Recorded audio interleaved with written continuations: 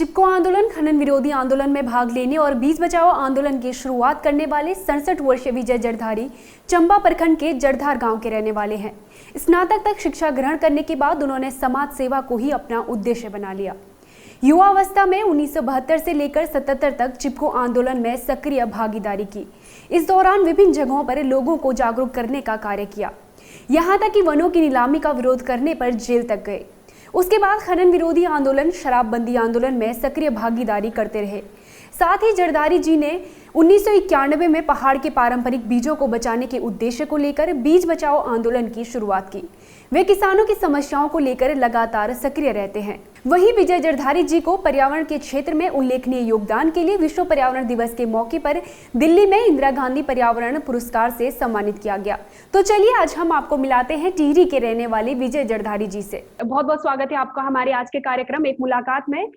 Sir, आपने तमाम आंदोलनों में हिस्सा लिया है। चिपको आंदोलन के आप सदस्य रह चुके हैं और आपने खनन विरोधी आंदोलन में हिस्सा लिया है। बीज बचाओ आंदोलन की आपने शुरुआत की है। तो सबसे पहले सर हम आपसे जानना चाहेंगे, जो बीज बचाओ आंदोलन है उसकी शुरुआत आपने कब की और क्या उद्देश्य था सर आपका? असल में बीज बचाओ आंदोलन हम लोगों ने जब चिपको आंदोलन की लड़ाई सफल हो गई उसके बाद इस आंदोलन की शुरुआत की।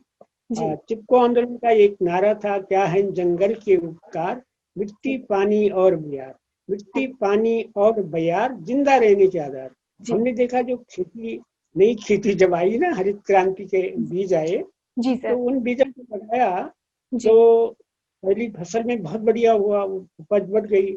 लेकिन बीज अकेले नहीं आए, बीज के साथ खाद थी, खाद के अलावा बीमारियां आएंगे, कीटनाशक थे। ऐसे कई संसाधन सरकार की तरफ से या कृषि विभाग की तरफ से उपलब्ध कराए गए थे। तो हमें लगा पहले साल तो ज्यादा हो गया, दूसरे साल उसी बीज को लगाया तो और थोड़ा कम हो गया। हमने खाद नहीं डाली तो खाद नहीं डाली तो आज वो बीज उतनी उपज भी नहीं रही जितनी पहले होती थी। तो हमने सोचा ये खाद आ रही है, जो बीज आ रहे हैं हमारी खेती को इस तरह से गुलाम बना रहे हैं, हमारी खेती और हमारी जो खाद्यान्न है उसको जहरीला बना रहे हैं, नशेबाज बना रहे हैं हमारी मिट्टी को। तो वहीं से हमने बीज बचाओ आंदोलन की शुरुआत की। ये बात लगभग 86-87 की है, 1986-87। जी सर, आप बारानाजा पद्धति से खेती करने पर जोर देते हैं, तो सर इसके क्या क्या फायदा होते हैं और कहाँ कहाँ पे इस तरह की खेती की जा सकती है जो बारानाजा खेती है? देखिए, बारानाजा एक कुदरत का एक सिस्टम है, कुदरत का एक नियम है। जंगल को आप देखिए, जंगल अकेला कहीं नहीं होता है, एक तरह का जंगल नहीं होता है। जंगल में जैव विविधता होती है, मतलब छोटे पेड़ हैं, बड़े पेड़ हैं, लताएं हैं, झाड़ियां हैं, फिर कंदमूल है, मतलब बहुत सारी चीजें होती हैं। और हमारे शरीर को भी बहुत सारी चीजों की जरूरत होती है। जी सर। अब सिर्फ चावल और गेहूं से काम चलने वाला नहीं, हमारा शरीर बहुत सारी चीजें चाहता है। तो एक बार ये हुआ कि जब हम आंदोलन की शुरुआत कर रहे थे तो सोयाबीन का प्रचार किया जा रहा था। सोयाबीन उगाइए, सोयाबीन आप मालो माल बन जाएंगे, इससे दूध निकलता है, इससे तेल निकलता है, बहुत सारी चीजें। लेकिन तब महिलाओं ने एक बात कही, जो पहाड़ की महिलाएं हैं उन्होंने बहुत ज्ञान की बात कही। उन्होंने कहा सोयाबीन का हम कुछ नहीं कर सकते हैं, सोयाबीन का न तेल निकाल सकते हैं, न दूध निकाल सकते हैं, न कुछ ज्यादा खा सकते हैं। तो उनका एक पहाड़ की एक कहावत है, अपना आलू बाजार बेचर बिराना आलू थोपड़ा थे, यानी अपनी चीज उगा के बाजार में बेचेंगे और बाजार से फिर खरीद कर कुछ खाएंगे। तो इससे बढ़िया उन्होंने कहा कि जो मिश्रित खेती है, बारानाजा है, बारानाजा में मिश्रित खेती का एक सिद्धांत है, जो जंगल का सिद्धांत है। जैसे इसी तरह एक खेती का सिद्धांत है कि तरह तरह की चीजें हों। तो जैसे बारानाजा में का मुखिया हो गया मंडुआ, कोदा जिसको बोलते हैं, पहाड़ में कहते हैं ना कोदा, कोदा हो गया, मारसा हो गया, उगल हो गया, गैत है, भट्ट है, नौरंगी है, तिल है, भंजीर है, मतलब बहुत सारी चीजें, मतलब जितना हमारे शरीर को जरूरत होती है पोषण की, मतलब जिससे हम को बढ़ावा देना। जी निरोग रहे। अब उसी तरह मिट्टी को भी जरूरत होती है, मतलब इंसान की जीभ और जमीन का स्वाद एक जैसा है। अगर हम एक ही चीज लगातार खाएंगे तो गढ़वाली में कहते हैं बेवकूफ पड़ गई, यानी जीव बदलाव चाहते हैं, इसी तरह हमारी मिट्टी भी बदलाव चाहती है। इसीलिए पहाड़ में फसल चक्र अपनाए गए और तरह तरह की चीजें अपने पोषण के लिए, साथ ही अपने पशु के लिए। ये देखिए, खेती और पशुपालन का एक बहुत पुराना रिश्ता है। जी तो पशु के लिए चारा हमारी जो बारनाजा है उसमें हो जाता है, अपने लिए तरह तरह का जैव विविधता युक्त पोषण के लिए, रोगों से लड़ने के लिए सारी खाद्यान्न, दलहन तिलहन सारे मिल जाते हैं। पशु के लिए भी और अपनी मिट्टी के लिए भी। आप ये देखिए ना, ये ताकत लेते हैं जो बड़े नाज हैं, जैसे मारसा, रामदाना है, मंडुआ है, ये जमीन से खुराक लेता है। लेकिन खुराक देने वाले, मिट्टी को खुराक देने वाले जो बेल वाली फसलें, जैसे गहत है, भट्ट है, नौरंगी है और लोबिया है, तो ये जमीन को भी ताकत देते हैं। अपनी जड़ों के मार्फत मुफ्त की खाद देने का काम करते हैं, राइजोबियम कल्चर देने का काम करते हैं। जी, जैसे सर पहले आमतौर पर देखा जाता था, जो गांव में महिलाएं होती थी वो कोई भी जैसे बीज होता था उसको पहले ही संरक्षित करके रखते थे। क्या अभी भी वही परंपरा पहाड़ों में बरकरार है या वो खत्म हो चुकी है या चल रही है सर? हाँ देखिए, ये जहाँ व्यापारिक फसल आ गई है, जैसे टमाटर आ गया, गोभी आ गई या मटर आ गया, तो इसका बीज दरअसल कोई नहीं रखता है। लेकिन आप ही देखिए कुसुम, कि जो बीज रखने की परंपरा है हमारे पहाड़ में, पहाड़ में एक कहावत है, खाद खानो और बीज धरनो। जी सर। यानी बने वाला अनाज खाओ लेकिन बीज जरूर रखो। और आप देखो, आप अगर बीज की आज सदियों से, मतलब सदियों से पहाड़ की महिलाएं पारंगत हैं बीज रखने में। कहाँ आप पुराने जमाने में भी, जब एक जमाने में गोरखा आए ना, गोरखानी सभी जानते हैं, 1803 में बड़ा भूकंप आया, उसके बाद गोरखों का राज 12 साल तक गढ़वाल में रहा। 1816 सॉरी 1803 में भूकंप आया और उसके बाद 1804 में गोरखों ने आक्रमण किया और 12 साल तक हम लोग नेपाल के गोरखों के राज में रहे। जी सर। 1816 में फिर उससे जब अंग्रेजों की मदद से हमारा पौड़ी उधर चला गए, तो लंबी बात है। पर मैं ये कहूँगा कि जो बीज रखने के संस्कार हैं, यानी तब लोगों ने, जब गोरखे आए तो उन्होंने कत्लेआम किया यहाँ के लोगों का, बड़ी क्रूरता से मारा लोगों को, लेकिन लोग घरों से भागे। लेकिन भागते हुए लोग अपना कुछ ले गए, नहीं ले गए, लेकिन बीज की तोमड़ी होती है जिसमें बीज रखा जाता है, बीज की तोमड़ी साथ ले गए। तो पहाड़ की महिलाएं बहुत ही वैज्ञानिक ढंग से बीज का, जब खेत में खेती करते हैं ना, देखते हैं कि इस हिस्से में बहुत बढ़िया बालियां हैं, फलियां हैं, तो जाके देखते हैं तो उसको कहते हैं रोटियाना। तो वहां एक हिस्से को तय कर देते हैं कि यहाँ से हमने बीज लेना है। उसकी अलग कटाई होती है, उससे खरपतवार अलग कर देते हैं, ऊपरी बीज है उसको अलग कर देते हैं, उसकी अलग कटाई, अलग मंडाई और फिर भंडारण करते हैं। सर जो पारंपरिक खेती है उसको लेकर अभी भी किसान कितने जागरूक हैं? हमारी जो सरकार है पारंपरिक खेती को लेकर कितनी जागरूक है सर? देखिए, एक जमाने में तो हमारी मजाक उड़ाते थे साइंटिस्ट हैं जितने यूनिवर्सिटी के, कृषि विश्वविद्यालय, जीबी पंत एग्रीकल्चर यूनिवर्सिटी, ये हमारे मजाक उड़ाते थे। लेकिन आज मानने लगे हैं वैज्ञानिक भी। जब हम मंडवा झंगोरा की बात करते थे तो तब कहते थे, अरे कहाँ ले जाएंगे आप, 18वीं सदी की बात कर रहे हैं, मंडवा झंगोरा खाने की बात। एक बार चिपको आंदोलन जब हम कर रहे थे तो एक कंजरवेटर आया, वो कह रहे थे अगर जंगल नहीं कटने देखो विकास नहीं होगा, तब खाओ अपना मंडवा झंगोरा। अब तो आज देखिए, जब कोरोना आया और लोगों पर मधुमेह, शुगर की बीमारी हो रही है, तमाम तरह की बीमारियां हो रही हैं, तो लोग कहते हैं कि आप मंडवा झंगोरा खाओ, इससे आप स्वस्थ रहेंगे। कई बीमारियों में रामबाण औषधि है। मारसा खाओ, मारसा चौलाई अगर हम खाएं, राजमा की दाल खाएं, तो हमें प्रोटीन जो है मुर्गी से भी ज्यादा प्रोटीन मिल जाता है। तो क्यों खाएं हम, क्यों हिंसा करें, हमारे पास बहुत सारी चीजें। तो ये अनाज सरकार की तरफ से अब महत्व दिया जाने लगा है, हमारे कृषि विभाग की तरफ से भी महत्व दिया जाने लगा है। और आप भी देखिए, एक जमाने में कहते थे ना इनको मोटा अनाज, किसको, कोदा, झंगोरा, ज्वार, बाजरा, कोदो, कुटकी, 8-10 तरह के, इनको अंग्रेजी में मिलेट कहते हैं। जी सर। तो इनको मोटा अनाज कहा गया। मोटा इसलिए कि गांव के लोग खाते थे, गांव के लोग गंवार और इसको खाने वाले, जबकि सबसे बारीक अनाज है दुनिया में, सबसे बारीक अनाज यही है। मतलब कोदा, झंगोरा, कौड़ी और चीना आदि और बाजरा वगैरह ये बारीक अनाज है गेहूं चावल की अपेक्षा, लेकिन पोषण में ये इससे 10 गुना ज्यादा है चावल और गेहूं से।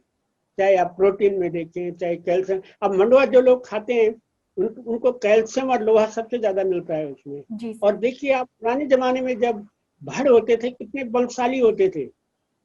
एक एक जो कोदा झंगोरा खाते थे तो कहते हैं ना, नरेंद्र सिंह ने जी ने लिखा है, वीर भड़ों को देश 52 गढ़ों को देश। यानी ये भड़ जो होते थे क्रेन के बराबर वजन उठा लेते थे। कैसे उठाते थे?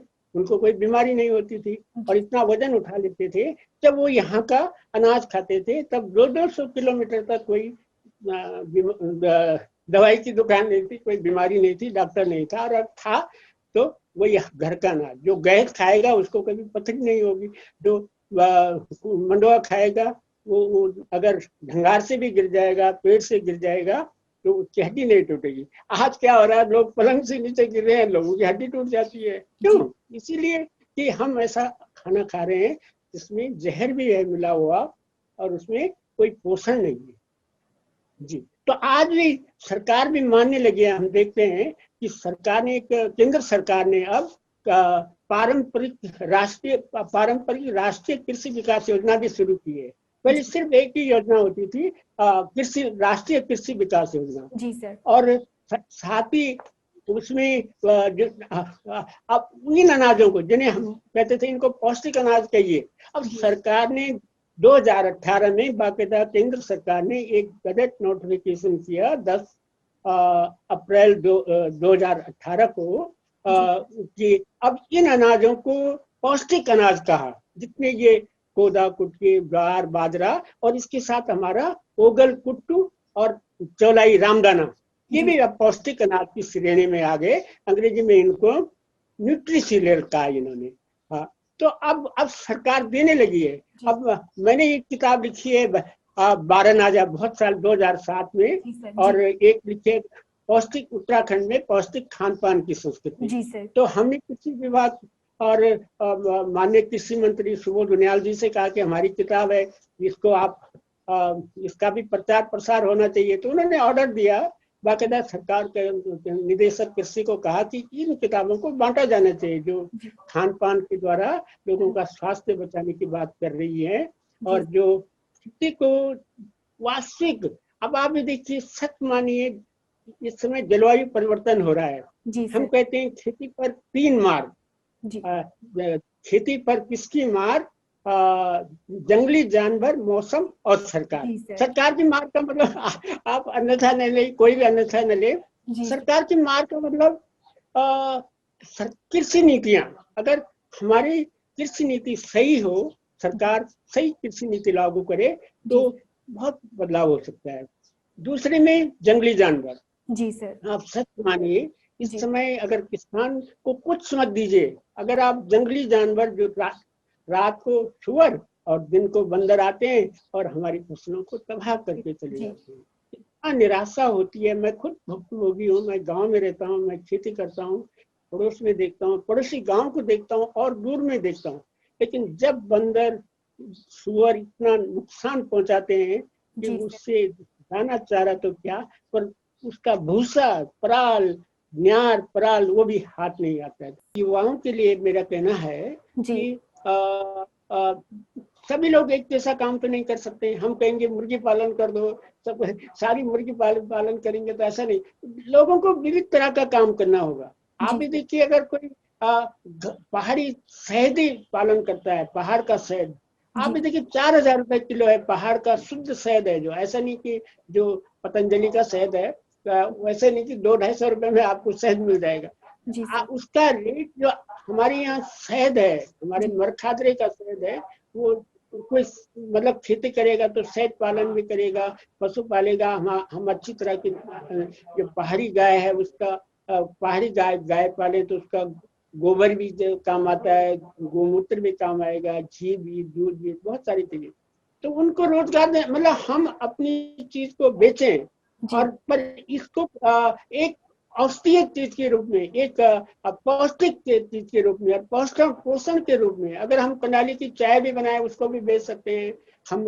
हम लेंगड़े के सीजन में उसका अचार बनाए, हम तिमले का अचार बनाए, बहुत सारी चीजें करने के, छोटे छोटे उद्योग लगाने की जरूरत है। मतलब हम जितनी जंगल में बेकार जा रही हैं आजकल चीजें, जो बेकार चली जाती हैं, उनको भी इकट्ठा करने का काम करें और अपनी फसलों को जो है, जो थोड़ा थोड़ा भी होते हैं, अपने खाने के लिए भी बचाएं और थोड़ा बाजार के लिए भी दें और उनको प्रोसेस करके दें। प्रोसेस करके मतलब उसका कुछ ना कुछ बना के दें, मतलब उनसे तो बहुत अच्छा रोजगार मिल सकता है और पहाड़ की एक अच्छी पहचान भी बन सकती है, ये पहाड़ की चीजें। जी अब आप ये देखिए जी, मैं बात कर रहा हूँ, जैसे चीड़ है, चीड़ से आजकल अच्छी बात है, सरकार जो है अब करने लगी है। पहले तो अभी कुछ दिन पहले कह रहे थे चीड़ काटो, लेकिन अब कहने लगे हाँ ना, इससे बिजली भी बन सकती है, बिजली भी बन सकती है, उसके वृक्ष से कोयला भी बन सकता है। और अच्छी बात यह है कि उससे बहुत सारे महिलाओं के जो वो है ना, सौंदर्य प्रसाधन, मतलब आपका लोलक बन सकता है, बहुत सारे खिलौने बन सकते हैं, बहुत सारी सजावट चीजें चीड़ के फल से, उसके पिरुल से, बहुत सारी चीजें, पर हम बना ही नहीं पा रहे हैं ना, जो टूरिज्म को देना है, टूरिस्ट को बेचना है, बहुत सारी चीजें हैं। जी सर, जैसे देखा जाता है कि जो सरकार पहाड़ों में रोजगार के साधन उपलब्ध कराती है, उसमें तमाम बहुत बार देखा जाता है पर्यावरण को भी नुकसान होता है। तो सर, आप सरकार से जब आपने बीजों को संरक्षण किया तो सरकार ने भी आपकी कोई मदद की है सर? सरकार ने देखिए व्यक्तिगत हमारे आंदोलन के लिए नहीं, लेकिन सरकार ने कुछ योजनाएं तो बनाई है। जी सर। तब हमारे प्रदेश में आर.एस. टोलिया जो मुख्य सचिव भी रहे हैं वो थे, तो उन्होंने हमारी बात को समझा, मतलब समझा, और सरकार ने बाकायदा उस समय, उत्तराखंड पहला स्टेट है हमारे देश का, हिंदुस्तान का, जिसने उत्तराखंड ऑर्गेनिक कमोडिटी बोर्ड यानी उत्तराखंड जैविक उत्पाद परिषद बनाया। लेकिन क्या हुआ, सरकार की नीति थोड़ा कमजोर रही। सिक्किम के लोग तब यहाँ सीखने के लिए आए, जैविक खेती का प्रशिक्षण करने के लिए सिक्किम के लोग यहाँ आए, लेकिन सिक्किम के लोग दुनिया में मशहूर हो गए और हम वहीं के वहीं हैं। तो थोड़ा इच्छा शक्ति से कुछ काम करने की जरूरत है। सरकार ने एक बार जो खान पान उत्सव 2016 में उत्तराखंड सरकार ने खान पान उत्सव में हम लोगों को बुलाया, बीज बचाओ आंदोलन को बुलाया और बाकायदा एक प्रतियोगिता आयोजित, स्टेट स्तर की प्रतियोगिता आयोजित की और सहयोग से हम लोगों को प्रथम पुरस्कार मिल गया उसमें। तो अभी सरकार को चाहिए कि अपने खान पान को चलाने के लिए बाकायदा एक अभियान के तौर पर अपने पारंपरिक फसलों को और पारंपरिक खान पान को चलाए। तो इससे बहुत सारे लोगों को, होटल उद्योग को मिलेगा, इको टूरिज्म को मिलेगा और होम स्टे को एक बहुत बड़ा रोजगार मिलने की संभावना है पक्का। जी सर। सर, बहुत बहुत धन्यवाद, आपने अपना कीमती समय हमारे साथ दिया और हमारे दर्शकों को तमाम जानकारी दी, उसके लिए सर बहुत बहुत धन्यवाद आपका। हाँ, आप सबको भी शुक्रिया कि आपने मुझे आमंत्रित किया, मैं आपका शुक्रगुजार हूँ और चाहता हूँ कि लोगों तक ये बात पहुंचे। बहुत बहुत धन्यवाद सर। अगले हफ्ते फिर मिलते हैं उत्तराखंड की एक और नई शख्सियत के साथ, तब तक के लिए देखते रहें देवभूमि न्यूज।